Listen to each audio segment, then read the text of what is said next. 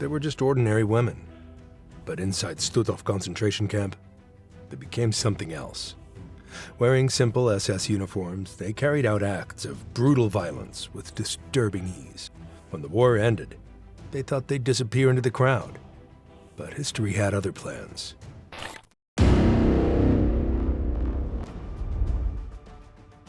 It began just one day after Nazi Germany invaded Poland.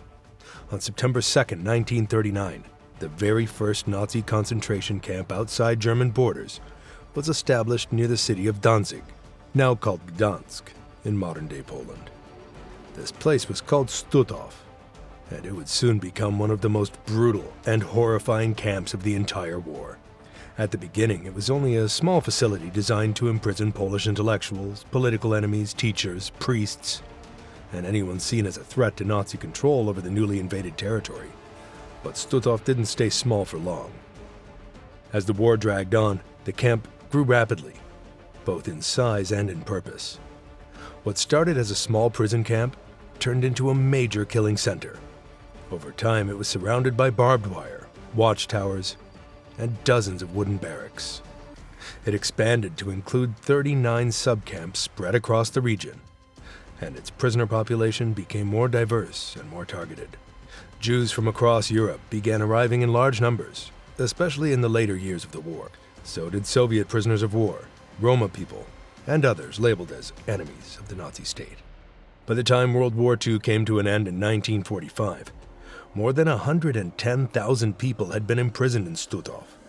Of that number, at least 65,000 were killed, either by starvation, disease, forced labor, beatings, execution, or gassing. Stutthof had everything a death camp needed. It had a gas chamber built in 1943, capable of killing dozens of people at once. It had a crematorium to burn the bodies. It had barracks where prisoners were crammed together with almost no food, no hygiene, and no chance of survival. Typhus and dysentery spread fast. Guards were known to beat prisoners for no reason, force them to work until they collapsed, or march them out into the cold to die slowly. The camp was cruel by design, and those who ran it wanted people to suffer every moment they were alive. But what made Stutthof even more disturbing was the active role of female guards. These weren't just secretaries or nurses. Many of them were trained to be just as harsh and violent as the SS men. They carried weapons, barked orders, and punished prisoners directly. What happened inside Stutthof set the stage for what would come after the war. When the world finally saw the crimes that took place in this camp, especially the crimes committed by women, it caused shock, outrage, and a demand for justice. But justice wouldn't come right away. First, the war had to end. Then the hunt for the guards would begin. The reason for choosing women was the expansion of the Nazi system. It had grown too big for just men to control. As more Jews, Poles, and other targeted groups were deported to camps, the SS found themselves short on staff. They turned to women, ordinary women from across Germany and occupied countries. These weren't trained soldiers. Most had never even held a weapon before. They were young, sometimes barely in their 20s. Many came from rural backgrounds. Some were secretaries, nurses, or just women looking for steady work during the chaos of the war. But once they joined, everything changed. They went through short, intense training at Ravensbrück or directly inside the camps. They were taught how to control prisoners, how to use dogs, and how to maintain order through violence. Their new title was Aufseherin, which meant female overseer. It sounded like a simple job, but it gave them terrifying power. At Stutthof, around 30 of these women became part of the camp system. Their main duty was controlling the women's section of the camp, which grew rapidly in the final years of the war. They carried whips, sticks, and sometimes even pistols. They yelled, insulted, kicked, and slapped prisoners daily, often for no reason at all. If someone stumbled from weakness or from hunger, the guards didn't help, they punished. Many of these women grew more brutal with time. Some took satisfaction in deciding who would be sent to forced labor and who would be killed. They had the power to point at a sick or weak prisoner and that one gesture could mean death in the gas chamber. They weren't just assistants to male SS officers. In many cases, they acted independently and made life or death choices on their own. One of the main guards was Jenny van der Barkman. She may have entered the world of fashion, but she exited in a uniform of death. Born in Hamburg in 1922, she once walked the city streets as a model, praised for her looks and charm. But when she arrived at Stutthof in 1944, that elegance turned into something terrifying. She was assigned to oversee selections, where thousands of women and children were chosen for the gas chamber. Barkman didn't hesitate. She was known to stroll the campgrounds with a whip in her hand, using it on the weakest inmates. Survivors recalled the cold precision with which she performed her duties. She wasn't just another uniform. She became a symbol of beauty fused with brutality. Despite having no military training, she embraced her new power. It was said that even some male guards were shocked by her confidence during executions. Her transformation wasn't one of ignorance. It was intentional. She saw the death, and she chose to be a part of it. Another guard, Eva Paradies, had once been responsible for educating children. As a schoolteacher born in 1920, her job had been to guide the young, instill discipline, and provide safety. But in Nazi Germany, education meant something else. When she joined the SS Women's Auxiliary Corps and was assigned to Stutthof, she abandoned all traces of that former life.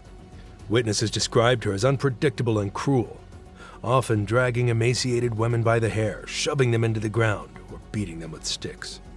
Her violence was not occasional. It was routine.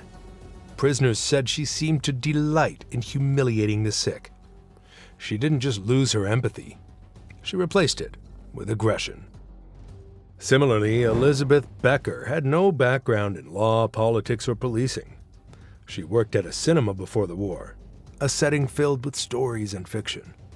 But when she arrived at Stutthof in late 1944, she stepped into a nightmare that was all too real. She had no training in punishment or control, yet she adapted immediately. Within weeks, she was enforcing camp rules and escorting prisoners to selections. Her 5 months at Stutthof overlapped with a mass extermination of Jews deported from the Baltics. Despite the short duration, multiple survivors recognized her, recalling how she stood silently as people were chosen for death. She didn't scream or boast like some others, but her quiet presence during the killings made her complicity unmistakable. The ease with which she slipped into the machinery of death showed how ordinary people could quickly turn into instruments of genocide. Gerda Stutthof had worked in homes, cared for children, and lived an unremarkable life before the war. Born in 1922, she entered the Nazi system with no record of violence. But something changed in her, too, when she joined the SS. At Stutthof, she quickly rose to become a camp overseer. That position gave her power over hundreds of lives.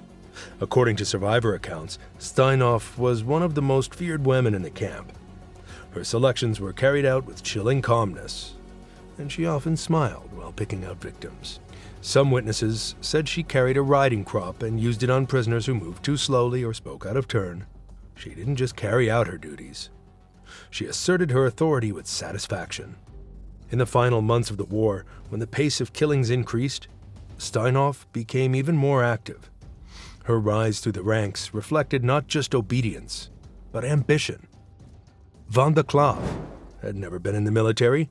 She worked at a jam factory, then married and became a housewife. But after joining the SS Auxiliary Services, her life took a dark turn. Klaaf wasn't hesitant or uncertain when she entered Stutthof. She was aggressive. Known for her sharp voice and fast temper, she lashed out at prisoners without provocation. During trials, witnesses remembered her as one of the loudest and most violent female guards. She would strike prisoners with wooden sticks or whatever was at hand. Her own words during her trial showed no remorse. She claimed she was tougher than most men. She didn't just enforce orders, she personalized her violence. Her brief time at the camp left a deep mark on those who survived her wrath. Like others, she was not selected for her skills. She was chosen because she could follow orders without mercy. These weren't victims of circumstance. They weren't forced to commit atrocities. They volunteered. They followed orders, and sometimes they went beyond them. They took power when it was offered, but justice would catch up soon. When Nazi Germany collapsed in May 1945, the world was forced to confront the full horror of what had happened behind the barbed wire fences of concentration camps. Allied soldiers arrived to find piles of unburied corpses, half-dead prisoners, and rooms that still reeked of human suffering. Photographs taken inside the camps showed emaciated bodies stacked like firewood. Survivors shared stories of forced labor, beatings, medical experiments, and gas chambers. It wasn't just war. It was industrialized murder. Public outrage exploded across Europe and beyond. The Allied powers, along with governments like Poland's, moved quickly to identify and arrest those responsible. The goal wasn't just to capture the high-ranking architects like Hitler or Himmler, some of whom were already dead, but also the ones who had carried out the daily cruelty, the guards, the executioners, the ones who stood watch while people were starved, tortured, and killed. Former SS officers and camp workers tried to disappear. Some shaved their heads, burned their uniforms, or changed their names. Others hid in nearby villages, hoping the chaos of post-war Europe would shield them. But witnesses remembered faces. Survivors recognized voices. By 1946, the manhunt was well underway. Hundreds of guards, male and female, were found, arrested, and sent to face justice. Now it was time to hold them accountable, not just in memory, but in court.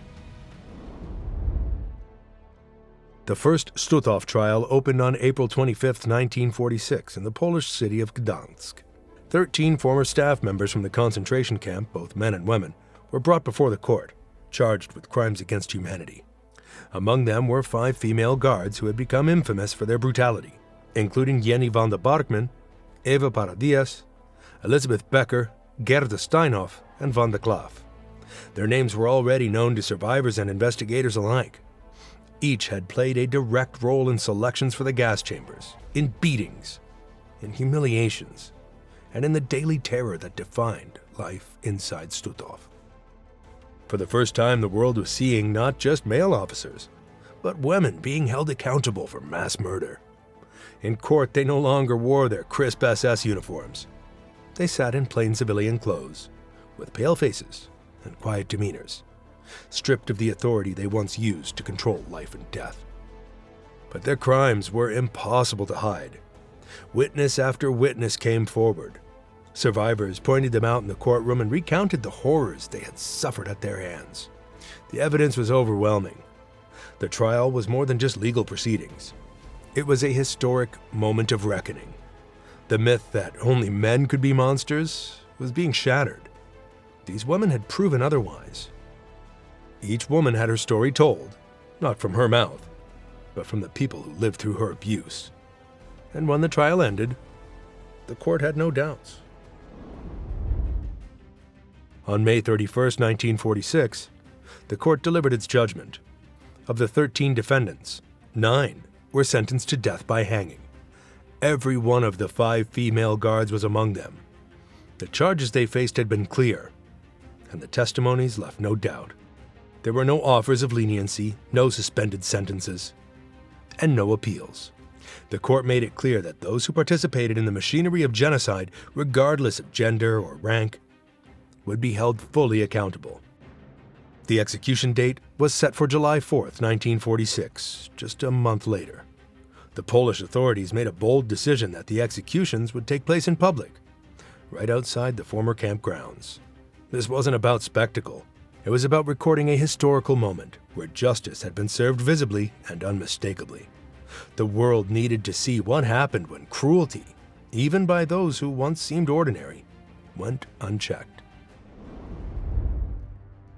On the morning of July 4, 1946, Biskupia Gorka, an old hill overlooking Gdansk, became the site of a historic reckoning. A large wooden scaffold had been erected, fitted with 8 nooses, each one waiting for a condemned war criminal.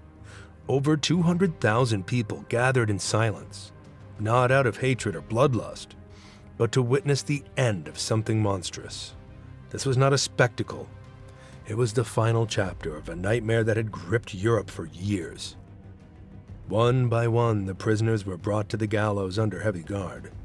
Jenny van der Barkman wore a black dress and stared ahead blankly. Eva Paradies said nothing as she walked to her death.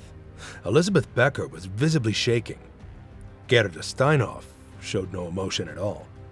Van der Klaaf, once smug and assertive during her time at the camp, now looked small and defeated. Each woman climbed the steps in silence, knowing what was coming. There were no final speeches, no last-minute pleas, just a quiet procession to the rope. The executions were carried out quickly, one after the other. The bodies were left hanging for an hour, not as a punishment, but as an unmistakable statement. The crowd watched without a sound. No applause, no shouting, no crying, just a heavy silence. It wasn't revenge. It was justice, measured, deliberate, and absolute. The first Stutthof trial opened the door, but justice did not stop there. Between 1946 and 1947, the Polish government organized 3 more major trials focused on crimes committed at the Stutthof concentration camp. In the second trial alone, 24 former personnel, both men and women, were brought before the court. The evidence was overwhelming. The testimonies, damning. 5 of the accused were sentenced to death. Others received long prison terms for their roles in the daily brutality of the camp. The process was methodical. Every name uncovered in survivor accounts, every face identified in photographs was investigated. No matter how minor their role seemed, each individual who had served in the camp was scrutinized. The courts didn't care how long someone had worked there. Some of the women had been stationed at Stutthof for only a few weeks or months. That didn't matter. Their presence meant they had witnessed the starvation, the forced labor, the shootings, the gassings, and they had stood by in silence. Or worse, participated. These trials were not fast, and they were not easy. Witnesses had to relive horrors. Prosecutors had to sort through records and testimonies stained with grief and violence. But the process moved forward with one purpose: to make sure that what happened at Stutthof was not forgotten, and that those who allowed it to happen would face the consequences no matter how long it took. When Stutthof was liberated by Soviet troops, the war was already over for most of Europe. But inside the camp, the silence spoke of something far more chilling. Only about 100 prisoners were still alive, barely.